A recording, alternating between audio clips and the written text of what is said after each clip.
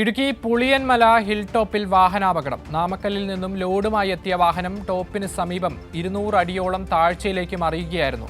ഡ്രൈവറെ പരിക്കുകളോടെ കട്ടപ്പനയിലെ ആശുപത്രിയിൽ പ്രവേശിപ്പിച്ചിരിക്കുകയാണ്. അഖിൽ TS ചേരുകയാണ് വിവരങ്ങളുമായി. അഖിൽ, എന്താണ് ഈ അപകടത്തിന് കാരണം? അക്ഷയ്, ഇന്ന് രാവിലെ 11:30യോടെയായിരുന്നു സംഭവം ഉണ്ടായത്. ഇന്ന് രാവിലെ 11:30യോടെ നാമക്കൽ മേടിൽ നിന്നും ടൈൽസിന് ഉപയോഗിക്കുന്ന പച്ചയുമായി വന്ന ലോറിയാണ് പുളിയൻമല ഹിൽ ടോപ്പിന് സമീപത്തെ കൊടും വളവിൽ നിയന്ത്രണം നഷ്ടപ്പെട്ട് 200 അടിയോളം താഴ്ചയിലേക്ക് മറിഞ്ഞത്. ലോറിയിലുണ്ടായിരുന്ന ലോറി ഡ്രൈവറെ പരിക്കുകളോടെ കട്ടപ്പനയിലെ സ്വകാര്യ ആശുപത്രിയിൽ പ്രവേശിപ്പിച്ചിട്ടുണ്ട്.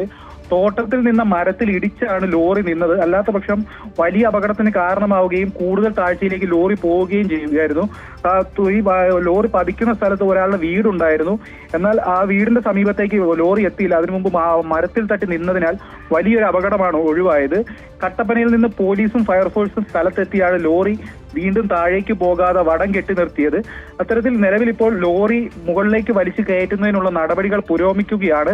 കൊടും വളവിൽ നിയന്ത്രണം നഷ്ടപ്പെട്ട് ഇതിനു മുൻപും സമാനമായ രീതിയിൽ അപകടങ്ങൾ ഉണ്ടായിട്ടുണ്ട്. അതേപോലെ തന്നെ കൊടും വളവാണ് പുളിയൻമല ഹിൽ ടോപ്പ് എന്ന് പറയുന്നത്. ആ വളവിൽ നിയന്ത്രണം നഷ്ടപ്പെട്ടാണ് ലോറി 200 അടി താഴ്ചയിലേക്ക് പതിച്ചത്. അക്ഷയ്.